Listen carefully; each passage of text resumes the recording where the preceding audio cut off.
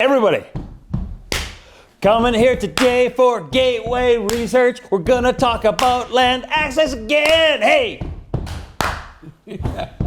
No, okay. Stop. Sorry, Grant.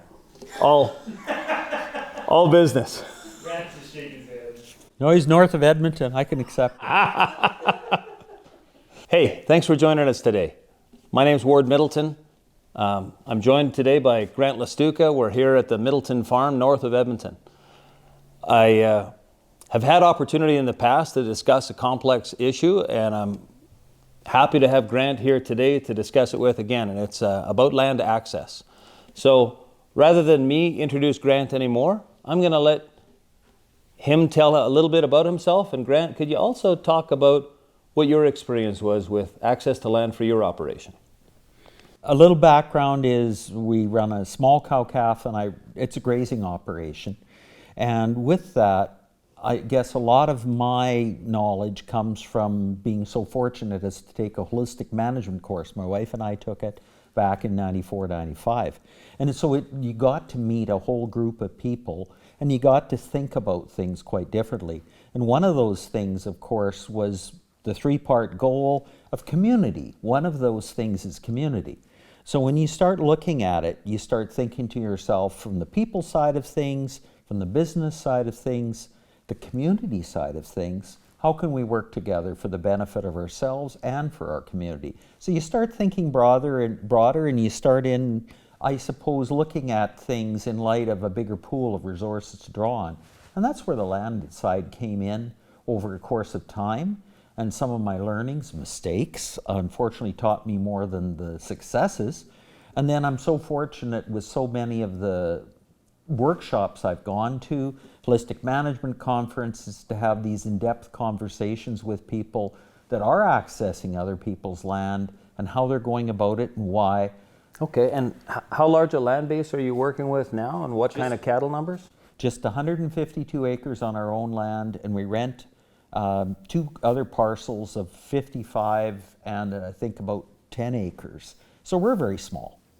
But I've got my experiences, and then I'm so fortunate through so many of the people I've met through the years to have all of theirs, and some of the sharing they've had is a real learning opportunity. Yeah, for sure.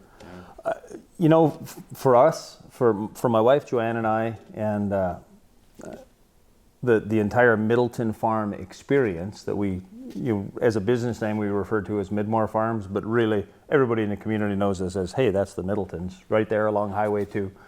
I was very fortunate that my dad was a forward thinker for his time in addressing what used to be very typical land succession would be, the farm goes to the oldest son.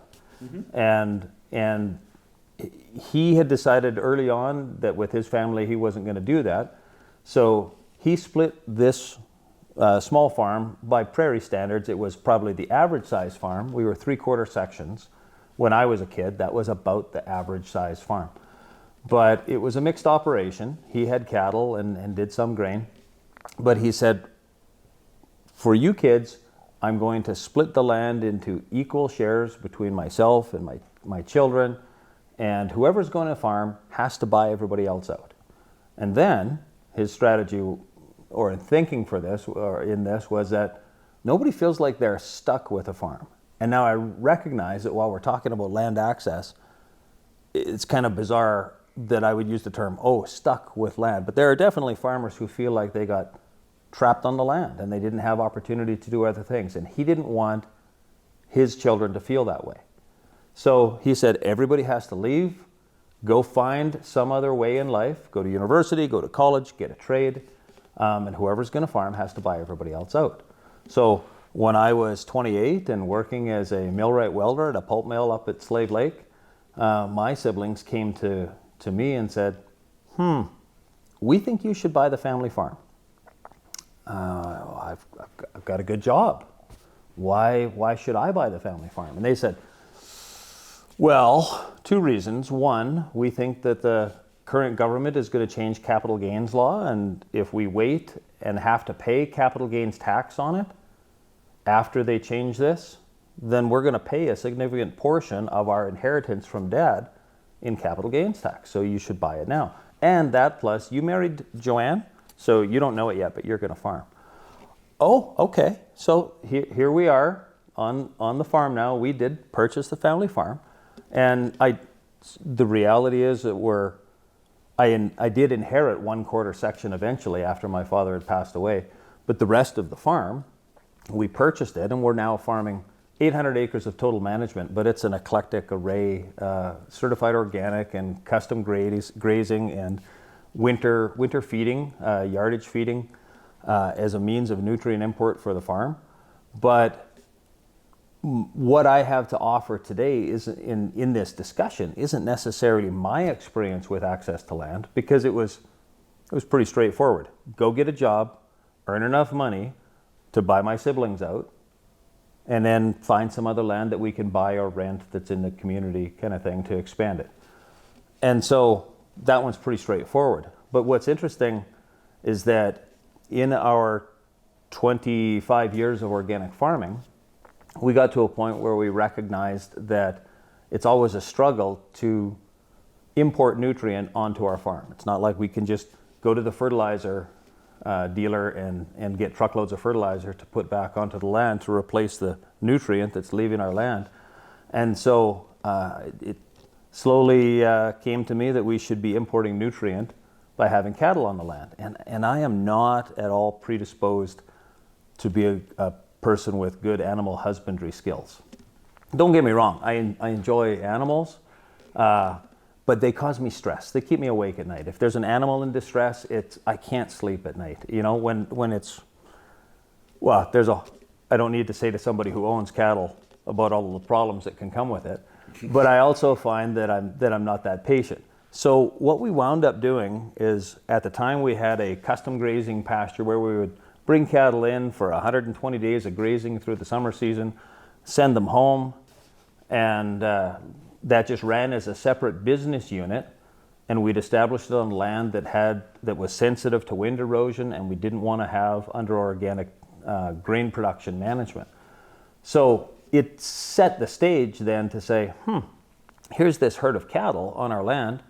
What if we could use those cattle as a tool on our farm for, one of the key principles in regenerative agriculture, which at the time I didn't even know it was called regenerative agriculture, but let's use the cattle to graze off our green manure crop that we're going to plow into the soil anyway, or till into the soil for nitrogen building. Why don't we graze it off first, and we can get a broader grazing revenue from it?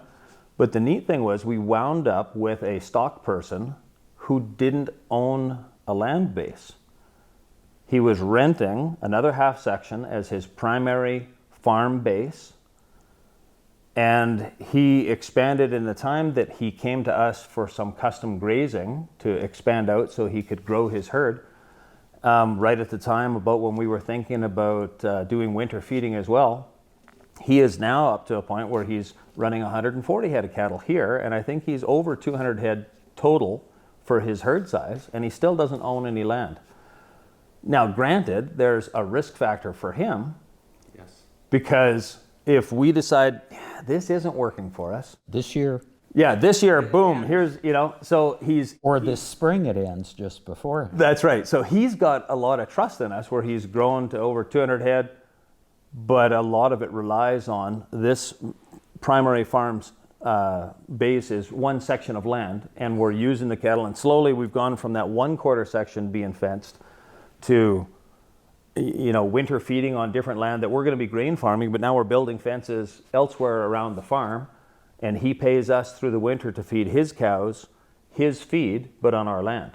And I just charge him a yardage rate that is lowered, because I recognize very roughly that for every bale of hay or straw that comes onto our land, in my head I'm thinking that's worth about $25 worth of nutrient import, just very roughly, for somebody to pick a number.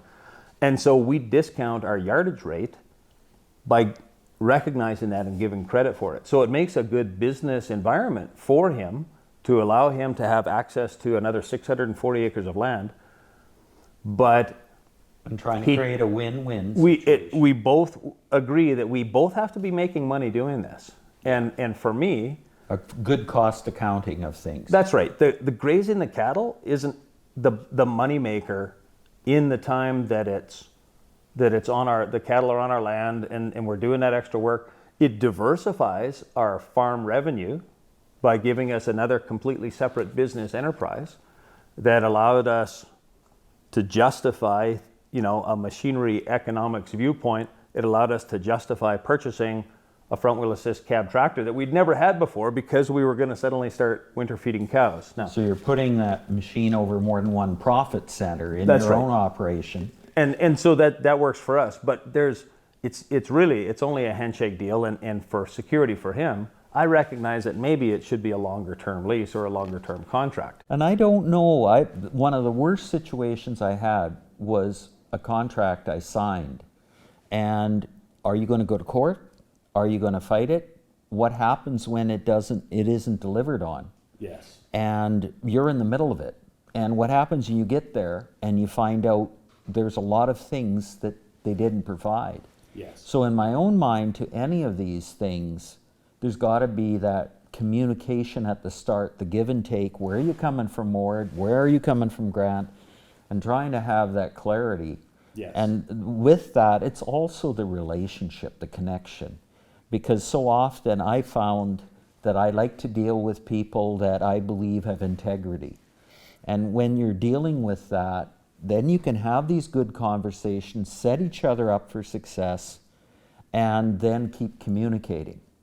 And with that in mind, that is one of the biggest things about a contract in my own mind, is that a contract lays things out and lays things out for understanding. But I'm going to do a lot of learning. You're going to do a lot of learning. Right. And I was just talking to somebody on the weekend, and what happens when the person you've made this deal with gets his pelvis broken, and all of a sudden he can't. Yes. And it actually was his brother. But he had to go and then replace his brother at this grazing lease operation.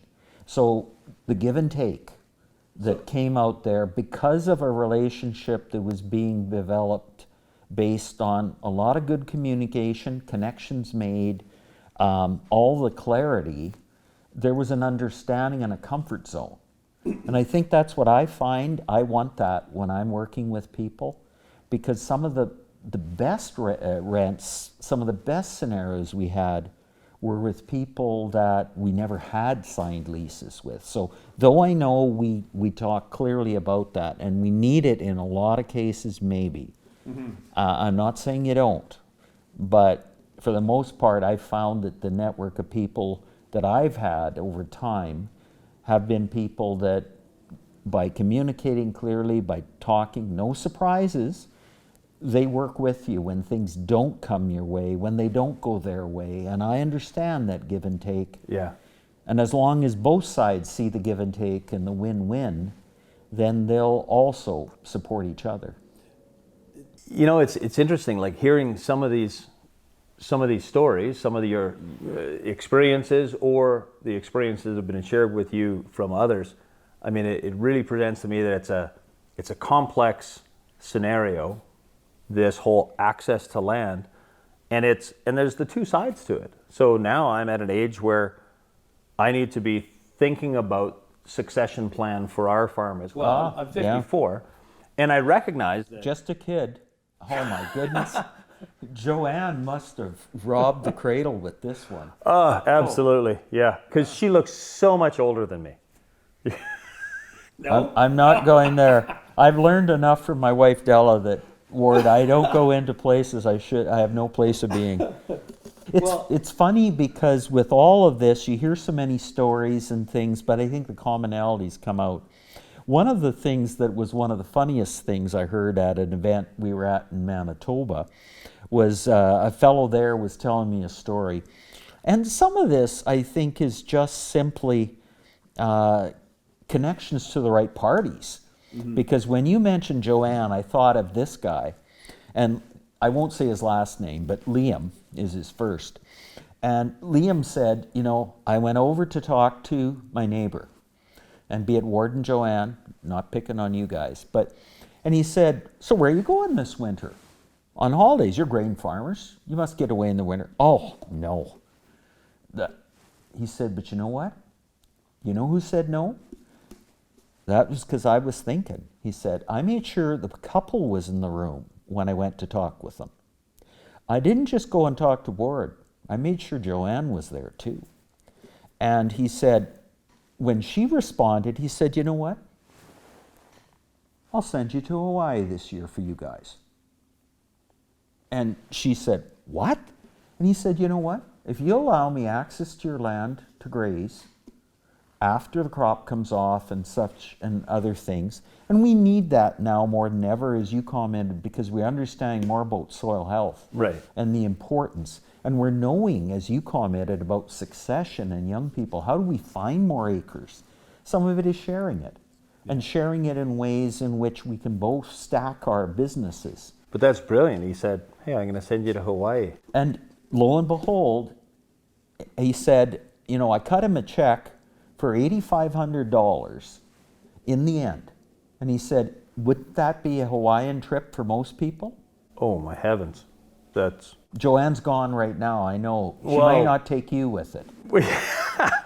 $8,500. Well, I mean, I'm a cheap traveler. That's a nice vacation for us. But you know, that's the point to some of this is being thoughtful in communication and connections too.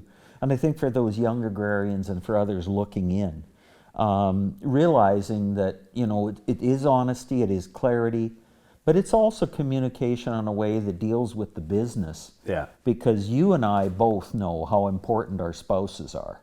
And we know that over coffee and more. Because they make us look good.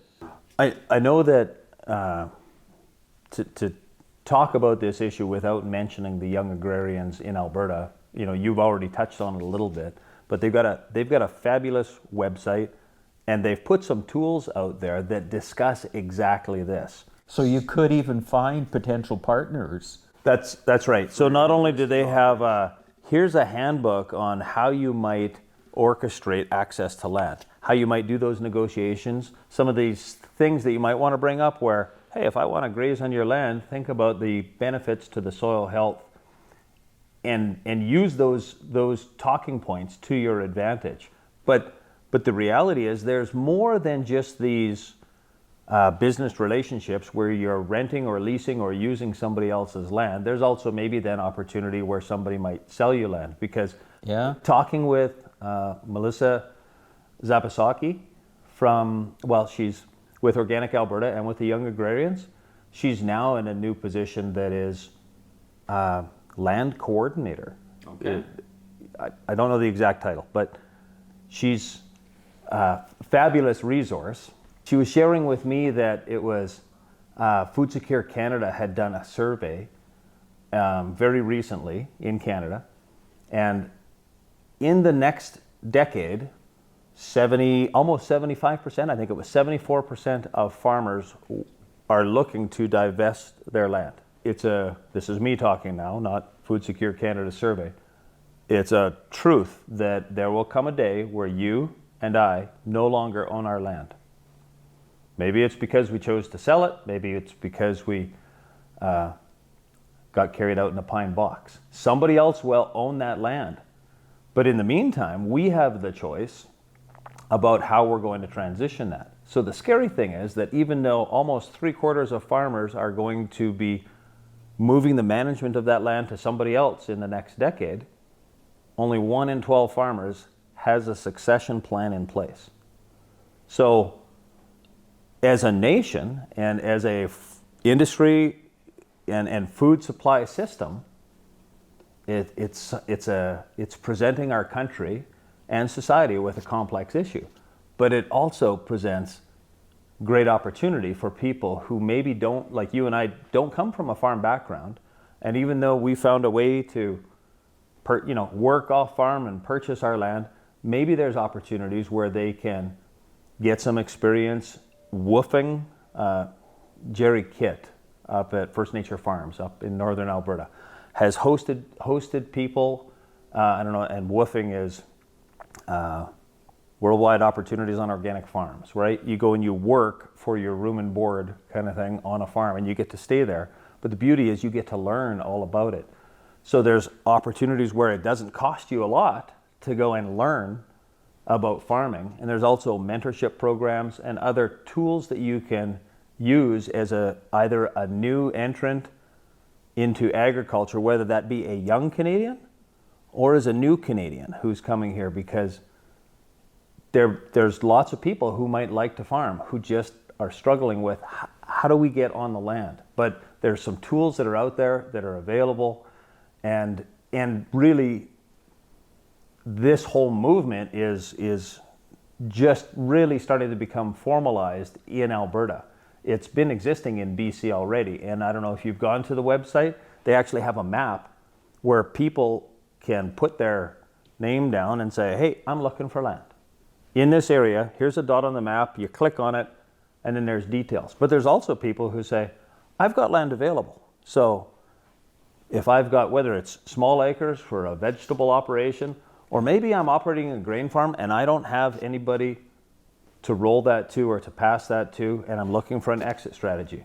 Those opportunities are out there. I think with all of that, the one thing that comes to my mind is that we can't afford it. If we can't afford it, and we find an opportunity that affords itself, there is, I liked your comment about the mentors and working for them and everything, is to really develop that connection, that relationship. So you know what Ward wants, I know what you want, I can explain to you how I'm going to approach it. And so again, no surprises, because through some of this, I can see that anybody that's been on a farm and the blood and sweat and everything, fingers that got cut off in a high tensile fence, other things, you really have a lot of ownership. And if you want that ownership to be shared, there still needs to be the learning curve of respect for where that came from. Yeah. And the fact, like on our place, we've got shelter belts that are fruit trees that we planted. That's important to me. You know, if somebody went out there and decided to cut them down because they didn't realize that, you know, again, it's trying to really get inside each other's head spaces, so that you can do things, and then the opportunities to really communicate well, so that you are both being on the same page. But for me, it's more than that, because I love families and couples, and it's more than ever our couple, if it's a young couple, and their kids, how do they fit in there? Can the kids come out there? Can they have a horse out there to ride as they're out at this place that they've got their vegetable garden and everything? Yeah. So it's again all part of a team. Yeah. It's a team of understanding, it's a team of connectedness, and through all of it, it's, you know, ability to say something if it bothers you pretty quick. See, some of us are gifted that way. And you are, I'm not. And I will blow up at times when I shouldn't. And I have to, but the biggest thing, Ward, apologies. I tell my girls and everything, my two daughters, wonderful daughters. Wait, what was that word? Wonderful? No, apology? Apologize. One of the biggest attributes I think people need, in my mind, is the opportunity. An apology often starts a good, open-ended, safe conversation of correctedness. And by apologizing, I say fresh crow's best crow. And all the things we learn at Organic Alberta or Holistic Management Conferences, or the next Western Canadian Conference on Soil Health and Grazing that's going to be occurring in December of 2022, Yeah. that I know Grow's working on with everyone else. Those type of events, you're going to have all those people there, you're going to have those opportunities there, those thinkings there that are there, and all of that translates back into, I think, opportunities to understand things a little more into the future. The big thing, I think, in a lot of this is all of us make mistakes. And I jokingly say I've made more mistakes than anybody, and I blame people like yourself for it. Because if you didn't have so many good ideas that I could try to incorporate, but I probably should have asked a few more questions. Yeah. And with young people and older people and two generations coming together, one of the biggest things I've shared with my nieces and nephews with graduations and other things is what I loved with one of the last soil health grazing conferences, Ray Archuleta saying, learn, unlearn, relearn. And, you know, I won't apologize for learning something new, but thinking differently and realizing I've made a mistake is what I do so often, too often, I hate to say. And so my wife Della puts up with this, but I think it's important for everyone too to have that humbleness, communication, that opportunity for discussion. And I really believe that accept the fact we're going to make mistakes because that's learning. And I want to learn. It isn't much fun farming if you aren't learning. I want to go back to that point where you were talking about people getting into each other's head. It's a scary thought because my head's like an echo chamber, right? People be in there like, hello, hello, hello. Can I get some land? Land? Hi, hi, hi. Wait, what? But anyway, that was just a little sidebar. Well, and I think as you commented, mentor program and everything, for me, I'd even say to people, go together and take a holistic management course. Because, and here's a plug for holistic management. Because it's like marriage therapy. It's marriage therapy. You're looking at what are your values? Ward, Joanne, Della, Grant, what are your values? Now, how can we put together goals for our operation that are going to work for both of us? So if we're going to get into some of these relationships that are going to be longer term and stronger, and if we're looking at working on other people's land we can't afford ourselves and access to it, I would hope that a lot of it comes down to really understanding each other. And I think that's where value-based goals, the basis of holistic management or ranching for profit, both of the same principles, are really knowing where people are coming from so there's no surprises and setting yourself up for a successful relationship. I've got to admit with my failures, we first got into adaptive multi-paddock grazing when in April we found out we had no pasture for the upcoming year. And that was the best thing that could have happened to us because of the journey and the learning and some of this, but it's going to the same places, be it the same events, the same opportunities to listen to how, and I first met you based on you sharing in a panel how you were working with your other party, but there was about 3 of you got up and shared, and it was couple sharing and everything, and how you made it work.